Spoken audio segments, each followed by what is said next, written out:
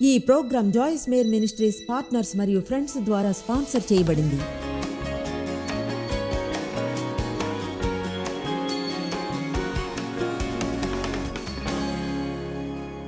కలహం అనేది ఘోరమైన దుష్ట ఆత్మ. అది మిమ్మల్ని దుఃఖపరుస్తుంది, జగడాలు తెప్పిస్తుంది, వాదనలు, వివాదములు, అనంగీకారము, లోపల కోపం రగులుకుంటుంది. ఒకలా అది నేల క్రింద ఉన్నట్లు ఉంటుంది. గదిలోని వాతావరణం చిత్తడిగా ఉంది, అయితే ఎవరు నిజంగా జరిగేదాన్ని ఎదుర్కోవడం లేదు. కలహం అనేది ఘోరమైంది. పెళ్ళిని నాశనం చేస్తుంది, బిజినెస్లు నాశనం చేస్తుంది, సంఘాలను నాశనం చేస్తుంది. తెలుసా, బహుశా ఎన్నో కొత్త సంఘాలు ఆరంభమయ్యాయి అలా చేయలేనివి. వాటికంటే ఏవైతే వాటన్నిటి నుంచి వెళ్ళి ఒకలా కంపించేవి దేవుని సజీవ సంఘాలు. ఒకసారి నేను ఉన్న సంఘం కలహం వల్ల నాశనమైంది. అది ఎంతో అసహ్యమైన విషయం. ఒక చర్చి ఫ్యూనరల్ అనేది అందంగా ఉండదు, ప్రత్యేకంగా. అది కానీ నిజంగా ఒకటైతే దేవుని కొరకు ఏమైనా గొప్పగా చేయగలిగే శక్తి ఉన్నదైతే, కలహపు ఆత్మని మీరు అర్థం చేసుకోకుంటే దానిలో ఉండే అపాయాలను, దానికి వ్యతిరేకంగా ఉండలేరు, దానికి వ్యతిరేకంగా పోరాడలేరు. మీరు మీలోని కలహాన్ని, కోపాన్ని, క్షమాపణలేమిని, పగాద్వేషాన్ని, హింసని మీ జీవితాన్ని నుంచి తీసివేయాలి. మీ వివాహం నుంచి, మీ వ్యక్తిగత సంబంధాల నుండి. ఆఫీస్లో దానిలోని భాగంగా ఉండకండి. నేనన్నాను, ఆఫీస్లో దానిలోని భాగం కాకండి, సంఘంలో దానిలో భాగం కాకండి, స్కూల్లో దానిలోని భాగం కాకండి. దాని నుంచి దూరంగా ఉండాలి. కనుక కలహం అనేది ఎన్నో వేర్వేరు విషయాల నుండి కలుగుతుంది. అయితే బైబిల్ చెప్పే వాటిల్లో ఒకటి కలహం అనేది అసూయ, దురాశతో వస్తుందని. సామెతలు 28:25 చెప్తుంది, పేరాస కలవాడు కలహమును రేపును, యెహోవా యందు నమ్మకము ఉంచువాడు వర్ధిల్లును అని. ఇప్పుడు నేను ముక్కుకు సూటిగా చెప్పేస్తాను. ఏమనంటే, మనం నిజంగా దేవుణ్ణి నమ్మితే అప్పుడు ఎవరిని చూసి అసూయపడే అవసరం ఉండదు. మీకు అది అర్థం కాలేదవునా? ఓకే. పూర్ణ మనస్సుతో దేవుణ్ణి గాని నమ్మితే, ఆయన మనల్ని ప్రేమిస్తున్నాడని నమ్ముతాం, మన కోసం ఒక ప్లాన్ ఉందని, ఆయన సమయం ఎప్పుడు సరైందని నమ్మితే అప్పుడు ఎవరిని చూసి మనం అసూయ పడనవసరం లేదు. మీరు కోరుకునేది వాళ్ళు పొందినా, మీరు 10 ఏళ్ల తర్వాత పొందినా కూడా మీరు అసూయ పడక్కర్లేదు. ఎందుకంటే మీరు దేవుణ్ణి నమ్మవచ్చును. మీ సమయం ఎప్పుడు సరైందో అప్పుడు మీ అవసరాలను తీరుస్తాడు ఆయన యొక్క విధానంలో. నిజం చెప్పాలంటే, మనం కానీ ఇతరుల కొరకు సంతోషించలేకపోతే మనం కోరుకునేది పొందిన వారికై మంచి ఛాన్స్ ఉంటుంది మంది ఎన్నడూ పొందకపోవడానికి. ఆమేన్. దాన్ని మళ్ళీ చెప్తాను. మనం కోరుకునేది పొందిన వారి కొరకు సంతోషించలేకపోతే అప్పుడు ఒక మంచి ఛాన్స్ ఉంటుంది మనం కోరుకుంది పొందలేకపోవడానికి. బహుశా దేవుడు మనల్ని పరీక్షించడానికి కొన్ని ప్రత్యేకమైన పరిస్థితుల్లో ఉంచుతాడు. మన వైఖరిని పరీక్షించడానికి, మన స్వభావాన్ని. మనం అర్థం చేసుకోవాల్సిన వాటిల్లో ఒకటి, దేవుని వద్ద మన కొరకు ఒక ప్లాన్ ఉందని. ఏ విధంగా ఆయన దాన్ని నెరవేరుస్తాడో ఆ ప్లాన్ సమయం మీ బెస్ట్ ఫ్రెండ్ లాంటిదిలా ఉండదు, లేదా తెలిసిన ఎవరిదైనా అది ప్రత్యేకంగా మీ కొరకు రూపొందించబడుంటుంది.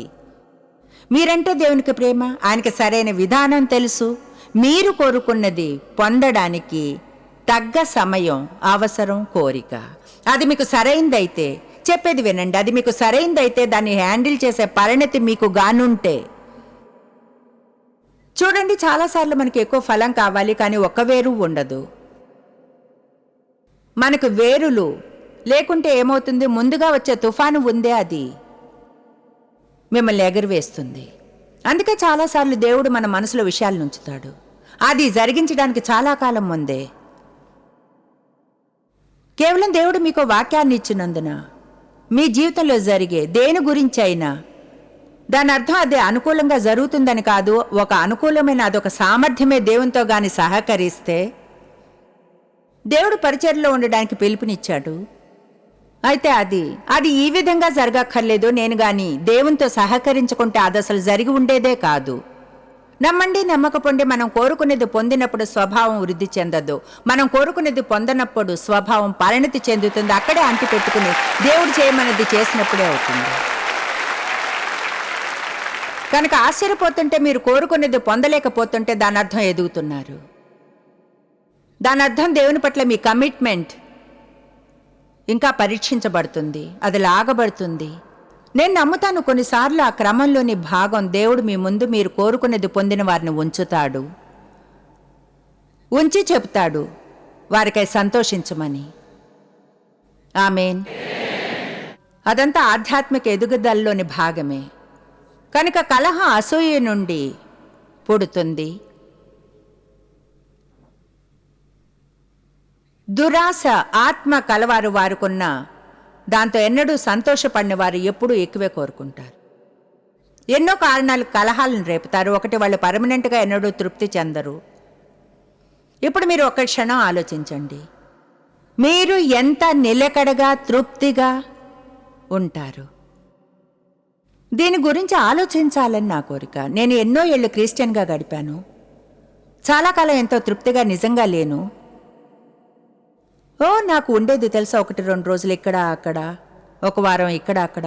అయితే ఎల్లప్పుడూ నాకు అనిపించేది దేవుడు నా కోసం ఇంకేదో చేయవలసి ఉన్నట్లు, నేను సంతోషంగా ఉండడానికి ఇంకొకటి దేవుడు నా కోసం చేయాలని అనుకున్నాను. నా పరిచర్యగానే ఏదైతే, ఇదైతే అదైతే ఇంకేదో అయితే, ఒకవేళ వేళ మీకో విషయం చెప్తాను. ప్రజలు అసంతృప్తిగా ఉన్నప్పుడు చివరికి వాళ్ళు కలిగించేదే కష్టమే.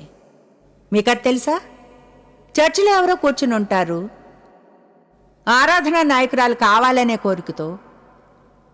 అయితే ఆమెకి క్వాయిర్లో పాడడానికి కూడా ఛాన్స్ దొరకదు. ఆమె అక్కడ కూర్చొని ఆలోచిస్తూ ఉంటుంది, ఆమె స్వరం ఎంత బాగుంటుందో ఆరాధన నడిపించే వ్యక్తి కంటే. ఆమెకి ఆ స్థానం ఎలా కావాలో ఆ వేరే వ్యక్తికి కాకుండా త్వరలోనే ప్రజలతో చెప్తుంది, మీకు తెలుసా ఆమె స్వరం నాకు నచ్చదు, మీకు నచ్చుతుందా? నాకైతే నచ్చలేదు. ఆమె వ్రాసే పాటలు చాలా వరకు మోగువే. ఆమె వ్రాసే పాటలు మీకు ఇష్టమా? మీరు అలా చెప్పారు కనుక నేను అనుకొని చేస్తాను. త్వరలోనే వాళ్ళు మరో ఇద్దరితో మాట్లాడతారు, మరో ఇద్దరితో. అసలు విషయం ఏమిటంటే, ఆరాధన నడిపే వ్యక్తులు ఏ లోపమూ లేదు.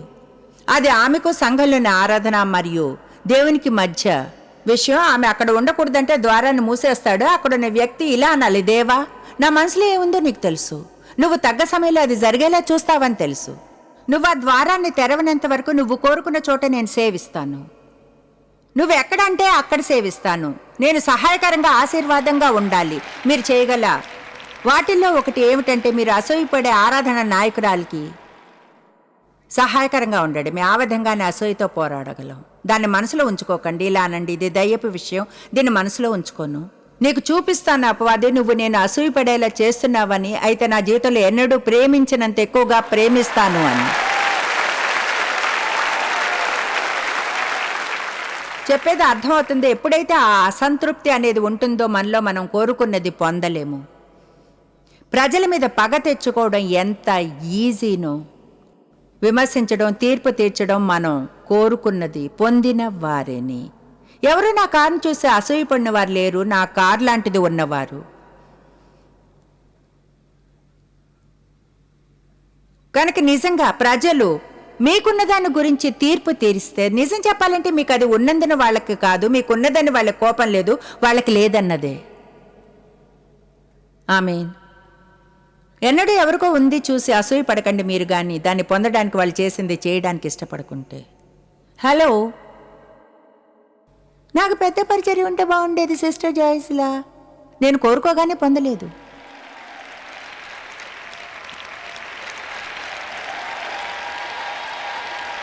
కోరుకోగానే పొందలేదు. పిప్పన్ను పొట్టుతో బోధించి పొందాను ఫీనిక్స్లో. నా కమిట్మెంట్ని నెరవేర్చి ఏమాత్రం మూలకుండా వేలాది మంది ప్రజలు నిరాశపరచకుండా ఇక్కడికి రావడానికి ఇష్టం లేనందున, తెలుసా, అందరూ అర్థం చేసుకుని ఉంటారు. ఒకవేళ నేను కానీ ఒక మెసేజ్ని పంపుంటే, హాయ్ గైస్ ఐఎమ్ సారీ, అయితే అలా చేయలేను. మీరు అలా చేయకూడదు. దేనికైనా కమిట్ అయితే దీనికి మరెంతో ఉంది. ఇక్కడ నిల్చుని ఈ వంతని చేయడం కంటే కనుక దేవుడు మిమ్మల్ని సిద్ధపరచడానికి ట్రై చేస్తున్నాడు మీ మనసులో ఉన్న స్వప్నం కొరకు. అయితే మీరు ఎదిరించే దానిలోని భాగం అవాయిడ్ చేయాల్సింది ఏమిటంటే, కోరుకునేది ముందే పొందిన వారిని చూసి అసూయపడడం. చాలాసార్లు మీకు ఎలా అనిపిస్తుందంటే వాళ్ళు అర్హులు కారు అని. అది మిమ్మల్ని తప్పైన విధానంలోనే బాధ పెడుతుంది. ఆమేన్. మళ్ళీ చెప్తాను, ఎందుకంటే ముఖ్యమైనది అర్థం చేసుకోవాలి. దీన్ని నా నోట్స్లో వ్రాసుకున్నా ఈ ఉదయం. మనం ఎన్నడూ తృప్తి చెందనప్పుడు ఎంతో ఈజీగా మనం ఇతరుల్లోని తప్పులను చూస్తాం. మీరు ఎంత తృప్తిగా ఉన్నారు, నిరంతరం ఎంత తృప్తిగా ఉంటారు. మీ వివాహంలో సంతోషంగా ఉంటామనుకుంటారా? ఎప్పుడు? ఆ ఎదుటి వ్యక్తి మారినప్పుడు. మీ బిడ్డలతో సంతోషంగా ఉంటారా? ఎప్పుడు? పిల్లలు స్కూల్కి వెళ్ళినప్పుడు సంతోషంగానా? ఎప్పుడు? మీ పిల్లల స్కూల్ చదువులు అయ్యాక ఉంటారా? వాళ్ళ కాలేజ్ చదువులు అయిపోయాక వాళ్ళని సపోర్ట్ చేసే అవసరం లేదనా? పెద్ద ఇల్లు కొనుక్కున్న తర్వాత ఇప్పుడు మీకు పెద్ద ఇల్లు ఉంది, మీ పెద్ద ఇంటిని క్లీన్ చేయడానికి ఎవరైనా దొరికినప్పుడా? ఇప్పుడు మరొక హౌస్ కీపర్ దొరికిన తర్వాత మీకున్న హౌస్ కీపర్ నచ్చడం లేదని, లేదా ఏదైనా సరే. ఈ అసంతృప్తి అంతా మన పరిస్థితుల వలన కాదు, అదేదో మన లోపల కుళ్ళుతున్న దానివల్లనే. మొత్తం కలిపి ఏమవుతుందంటే దేవుణ్ణి 100% నమ్మం, ఆయన ఏర్పాటుని మన జీవితంలో. బైబిల్ స్పష్టంగా చెప్తుంది, మీరుగా దేవుణ్ణిలో ఆనందిస్తే మీ హృదయేచ్ఛలను ఆయన తీరుస్తాడని. మీరు కోరుకున్న దాన్ని వెంటాడక్కర్లేదు, మీరు దేవుణ్ణి వెంటాడాలి, దేవుణ్ణి ప్రేమించాలి, రాజ్యంలో మీరు సేవ చేయాలి, మీరు ప్రార్థించాలి, మీరు వెళ్ళిన ప్రతి చోట ఆశీర్వాదంగా ఉండాలి. అది ఓకే. దేవునితో ఎప్పుడైనా ఒకసారి చెప్తే, దేవా ఇంకా దానికోసం వెయిట్ చేస్తున్నాను, నాకు తెలుసు నువ్వు క్రియ చేస్తున్నావని. ఇలా కాదు, నాకు అర్థం కావడం లేదు దేవా, నువ్వు ఎందుకు కార్యం చేయడం లేదు. దేవుడు నిరంతరం పనిచేస్తుంటాడు. మీకు పదోన్నతి వచ్చినప్పుడే పని ఆరంభించలేదు, మీకు ప్రత్యక్షత కలిగినప్పుడు దేవుడు క్రియ చేస్తున్నాడు ఇప్పుడు. ఆమేన్. బాయ్, మీకు ఎంతో శాంతి దొరుకుతుంది దేవుని పూర్ణంగా పూర్తిగా నమ్మడం తెలుసుకుంటే. యాకోబు 4 చూద్దాం. నాకు తెలుసు అసూయ అనేది అసహ్యమైన విషయం. ఎవరో అనుకో మనకి అసూయ ఉందని. దేన్నైనా వదిలించుకునే ఒకే ఒక మార్గం దాన్ని బయటకు తేవడమే, ఒప్పుకోవడం, ఎదుర్కోవడం, దాని వేరుతో డీల్ చేసి ముందుకు సాగడం. మీకు సిస్టర్ ఉందేమో లేదా బ్రదర్, వారంటే మీకు అసూయ. మీకు లేని టాలెంట్స్ వారికి ఉన్నాయి.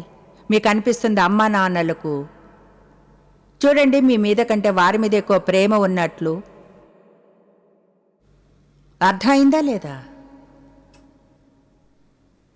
దాన్ని మీరు జయించి ఉండగలిగినంత శ్రేష్టంగా ఉండండి. ఆమేన్. జీవితం అంతా అసూయతో పగతో ఉండకండి, అది మిమ్మల్ని తినివేయనివ్వకండి. యాకోబులోని ఈ వచనాలు నా జీవితంలోని ఒక సమయంలో నాకు హెల్ప్ చేశాయి. నేను అసంతృప్తిగా ఉన్నప్పుడు నేను ఎన్నో కావాలని కోరుకున్నాను, అయితే నేను అనుకున్నట్లు జరగలేదు. నిజంగా ఎంతో బైబిల్ ఇలా చెప్తుంది, శరీర కార్యాలు చేసి అవి జరిగేలా ప్రయత్నించడం. శరీర కార్యాలంటే ఎవరికైనా తెలుసా? అది మనం చేయాలని ట్రై చేయడం, దేవుడు మాత్రం చేయగలదాన్ని. బైబిల్ బోధిస్తుంది, యాంప్లిఫైడ్ బైబిల్ చెప్తుంది, మనం శరీర కార్యాల్లోనికి దిగినప్పుడు మనం అనుభవించే ఒకే ఒకటి ఏమిటంటే విసుగు, నిరాశ, నిస్పృహలే. అలా మీరు కోరుకున్నది పొందలేరు. మీరు కోరుకున్నది దేవునితో చెప్పడం వల్ల పొందగలరు. మంచి మనసు కలిగి దేవుని సేవిస్తూ ఆయన అది జరిగించే వరకు నిరీక్షించడం. దేనివల్ల కలహం వస్తుంది? యాకోబు 4:1. కలహం దేనివల్ల వస్తుంది? ఈ వారాంతంలో మాట్లాడుకునేది అదే. మీలో యుద్ధాలు, పోరాటాలు దేని నుండి కలుగుచున్నవి?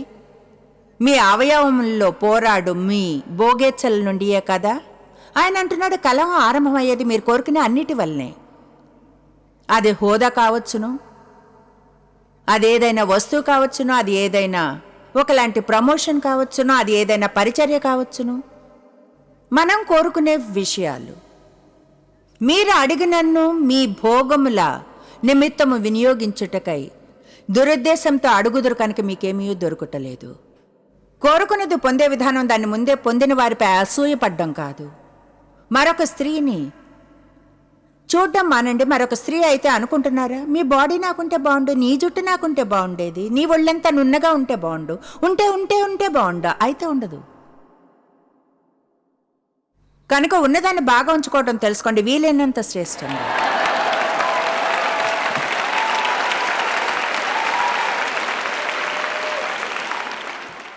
మిమ్మల్ని మీరెందుకు దుఃఖ పెట్టుకుని బాధ పెట్టుకుంటారు జీవితం అంతా? ఎందుకంటే మీరు సన్నగా పుల్లలా ఉండాలనుకుని కేవలం 2% బాడీ ఫ్యాట్తో అయితే అలా లేనందున మీ లోపాలపైన ఎంత గమనాన్ని ఉంచితే అంత ఎక్కువగా ప్రజలు వాటిని గమనిస్తారు. నోటికి తాళం వేసుకుంటే ఎవరు వాటిని చూడరు కూడా. ఆమేన్. అందరం అందంగా ఉంటాం. దేవుడు ఎలాంటి చెత్తను చేయడు. ఆయన ప్రతి ఒక్కరిని తన హస్తాలతో రూపొందించాడు. మన తల్లి గర్భంలో స్త్రీ పురుషులంతా హ్యాండ్సమ్మే, స్త్రీలందరూ అందమైన వారు. ఆమేన్. అసలైన అందం బాహ్య రూపం నుంచి రాదు, అది లోపల నుంచి వస్తుంది. నాకు అందమైన స్త్రీలు తెలుసు, అగ్లీగా ఉండేవారు, అసహ్యంగా. మీరు ఆశించుచున్నారు కానీ మీకు దొరకటలేదు, నరహత్య చేయుదురు, మత్సరపడుదురు కానీ సంపాదించుకొనలేరు. వావ్! ఎందుకంటే మీ మనసుకి సంబంధించినంత వరకు అసహించుకోవడం అంటే హత్య చేయడమే. నేను అంత దూరం వెళ్ళనులేండి వారిని అసహించుకుంటాను అని. ఆశ్చర్యం వేస్తుంది. దేవుడు దాన్ని ఏమంటాడు తెలుసా? దేవునికి గ్రే ఏరియాలన్నీ ఏమీ ఉండవు మనం ఉండడానికి. ఒకటి ప్రజలు ప్రేమిస్తాం లేదా ప్రేమించం. ప్రేమ ఫలాల్లో ఒకటి ఏమిటంటే ప్రేమ అసూయ పడదు. అలా ఫీల్ అవ్వకుండా ఏమీ చేయలేను.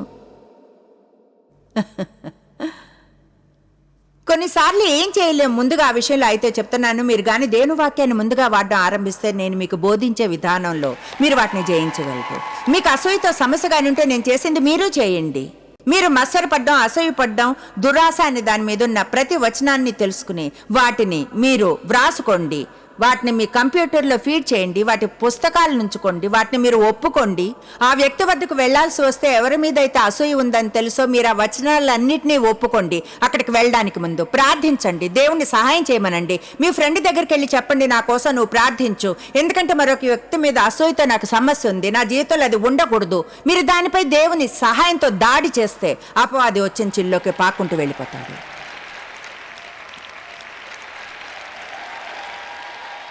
ఈ సమస్యలను వదిలించుకోలేరు అనవచ్చు. అలా ఫీల్ అవ్వకుండా ఉంటే బాగుండు. అయితే ఏం చేయాలో తెలియదు. నేను అసూయ మీద సిస్టర్ జాయ్ సీడీని కొంటాను. అయితే మంచి పని ఆరంభించడానికి మంచి చోటు, దానికి అంతకంటే ఎక్కువ చెయ్యాలి. మీ జీవితంలో ఏదైనా దుర్గం ఉంటే దేవుడు ఎవరో మీకు జవాబుని అందించేలా చెయ్యడు. మీరుగా కొంచెం తవ్వకాన్ని మీరే చెయ్యాలి. ఆమేన్. ఇదంతా ఎక్కడి నుంచి వచ్చిందనుకుంటారా? నాకు కొన్ని ఏరియాల్లో సమస్యలుండేవి, జవాబులను చదివి తెలుసుకున్నాను. ఇప్పుడు నాకు మాత్రమే జవాబు లేదు, మీకు జవాబు ఉంది నా వద్ద. దేవునిచే యూజ్ చేయబడాలి అనుకుంటే అప్పుడు మీరుగా తవ్వడం ఆరంభించాలి. మీరుగా జవాబులను పొందడం, దేవుణ్ణి వెతకడానికి సమయాన్ని వెచ్చించడం, మీ ప్రార్థనా సమయం, మీ అధ్యయనపు సమయం, మీ చదివే సమయం, వాక్యాన్ని ఒప్పుకునే మీ సమయం. అప్పుడు మీ సమస్య పరిష్కారం అవడమే కాదు, కానీ పొంగి పొర్లుతుంది మీ జీవితంలో ఎవరికైనా సహాయం చేయడానికి.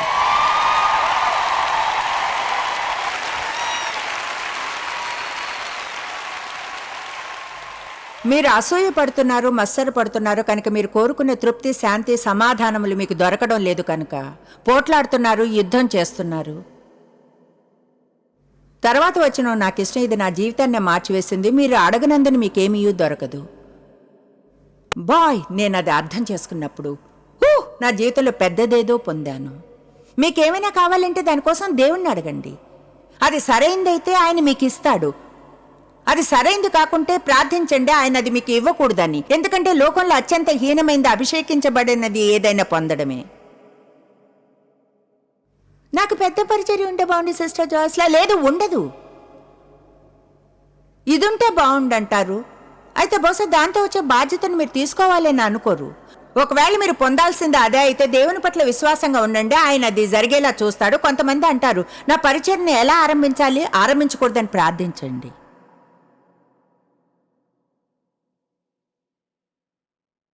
మీరు కేవలం బయటికి వెళ్ళి నేనేదో ఆరంభించాలి అనుకుంటున్నాను. దేవుని నుంచి మీరు ఒక వాక్యాన్ని పొందాలి. దేవుని నుంచి ఆ వాక్యాన్ని పొందాక సహజంగా మీరు వెళ్ళి ఇంకెవరిని అడగక్కర్లేదు ఏం చేయాలో, ఎందుకంటే దేవుడే మిమ్మల్ని నడిపించి చూపిస్తాడు. మీరు మరెవరికో క్లోన్లా ఉండక్కర్లేదు, మీరు దేవుని అసలైన వారిలా ఉండాలి, ఆయన సృజనాత్మకత మీ నుంచి ప్రవహిస్తూ. హల్లెలూయా.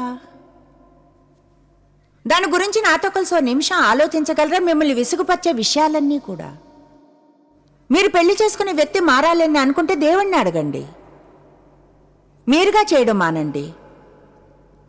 ముందుకు సాగి జీవితాన్ని ఆనందించండి. దేవుణ్ణి క్రియ చేయనివ్వండి.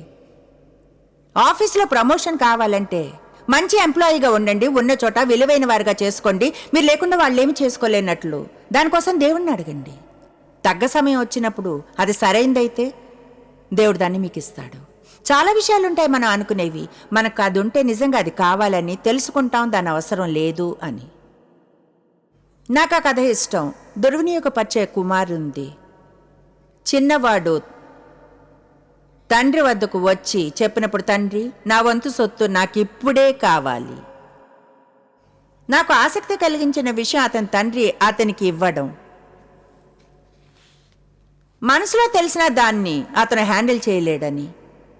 ఎందుకిచ్చాడు కుమారుడికి? ఎందుకంటే అతను ఎన్నడైనా తృప్తి పడగలిగితే దాన్ని తీసుకుని వెళ్ళి తెలుసుకోవాలని. అతను కోరుకున్నది నిజంగా అతను కోరుకోవాల్సిందో అవసరమైందో కాదని. అతను తీసుకుని వెళ్ళాడు. బైబిల్ చెప్తుంది అతను తన డబ్బంతా వ్యర్థంగా ఖర్చు చేశాడని, దుర్వినియోగపరిచాడని. డబ్బులైపోయాయి. ఒక పందులు కాసేవాని వద్ద పనికి కుదిరాడు. పందులు తిని పొట్టిని తిని కడుపు నింపుకున్నాడు. మేలుకున్నాడు. బుద్ధి తెచ్చుకుని అన్నాడు, తిరిగి నా తండ్రి దగ్గరికి వెళ్తాను. అతను తండ్రిని వదిలి వెళ్ళినప్పుడు అన్నాడు, నా సొత్తు నాకివ్వు. పందుల కొట్టు నుంచి తిరిగి వచ్చినప్పుడు అతను అన్నాడు, నన్ను నీ పనివానిగా పెట్టుకో. కమాన్, ఈరోజు ఎవరితోనో మాట్లాడుతున్నాను. చాలా పెద్ద తేడా ఉంది. నాకు ఇవ్వు ఇవ్వు ఇవ్వు ఇవ్వు ఇవ్వు ఇవ్వు ఇవ్వు సంతోషంగా ఉండగలిగే ఒకే ఒక విధానం నాకు ఇవ్వు. దానికి పందుల కొట్టులోంచి కొన్నిసార్లు వెళ్ళాలి. కమాన్, కొంతమందికి కరెక్ట్గా తెలిసి ఏం చెప్తున్నాను. ఆమె కమాన్. జీవితంలో కొన్ని వదులుకుంటాం. మనకి ఇష్టం కానివి కొన్నిటిని తెలుసుకోవడానికి. ఏమిటో తెలుసా? అవును, ప్రమోషన్ కావాలి. అయితే నిజంగా నాకు కావాల్సింది అది కాదు, కావాల్సింది దేవునికి దగ్గరగా ఉండడం. అవును, ప్రైజ్ ద లార్డ్. నేను ఒంటరి వ్యక్తిని పెళ్లి చేసుకోవాలని ఉంది. అయితే ఏమిటో తెలుసా దేవా, నాకు నిజంగా అది వద్దు. నీకు తెలియకముందు నేను సిద్ధంగా ఉన్నానని. ఎందుకంటే నిజం ఇది, నేను కొంచెం అభద్రంగా ఉన్నాను, స్వార్థంగా. కనుక పెళ్లి చేసుకుంటే తప్పకుండా అదొక పెద్ద గందరగోళం అవుతుంది. కనుక ముందు నన్ను మార్చొచ్చుగా నువ్వు. ముందు నా మీద క్రియ చేసి తరువాత నువ్వు సిద్ధంగా ఉన్నప్పుడు దేవా, నువ్వు దైవీకమైన సంబంధాన్ని ఇవ్వు. నువ్వు చేయగలవు. రాత్రికి రాత్రి నేను జరగాలి అనుకున్న దాన్ని. ముందుకు సాగి దేవుణ్ణి ఆనందించండి. వినోదాన్ని పొందండి దేవునితో.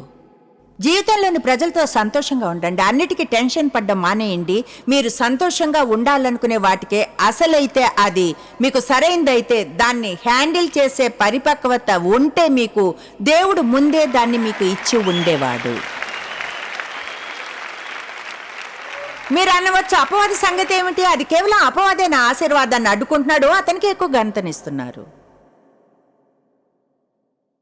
అది కేవలం అపవాదే. నేను ఇంకొంచెం తెలుసుకుంటే ఆధ్యాత్మిక యుద్ధం గురించి అపవాదిని ఇంకొంచెం బలంగా గద్దించగలిగితే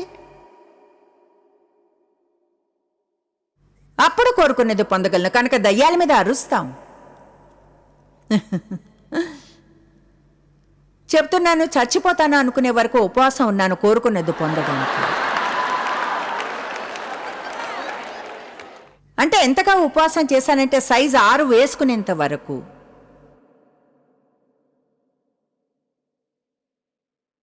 అలానే చేయాలనుకున్నాను. నా పరిచర్య ఎదుగుతుంది. నాకు స్వప్నం ఉంది. చూడండి, ఇప్పుడు చేస్తున్న ఇలాంటి పని చేయడానికి దేవుని కోసం నిరీక్షించలేదు. నాకు ఇప్పుడే కావాలి.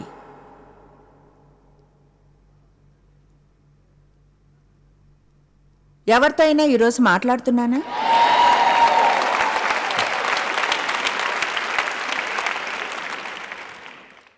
అయితే మీరు అలా జీవించక్కర్లేదు.